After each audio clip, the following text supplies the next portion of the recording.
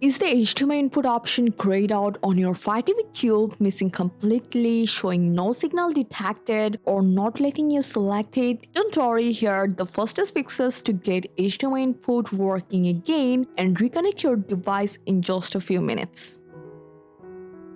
So first you have to make sure your device is connected to the HDMI input on the back of your Fire TV Cube, not the HDMI output that connects the cube to your TV. So this is one of the most common setup mistakes. Next, make sure the device you have connected is powered on. The Fire TV Cube won't detect an HDMI signal if the device is turned off. Now grab your Fire TV remote, press the home button and open HDMI input from the Fire TV home screen to switch to your connected device. If you're still getting a black screen, just unplug the HDMI cable from your Fire TV Cube and wait about 30 seconds, then reconnect it securely. Also, try a different HDMI cable if you have one, because a faulty cable is a very common cause of HDMI input problems. So while you are at it, just check the HDMI port for dust or debris and gently clean them using a blower or soft brush. And then you have to try by restart your Fire TV Cube. Just go to your TV settings, then My Fire TV, and you have to select Restart.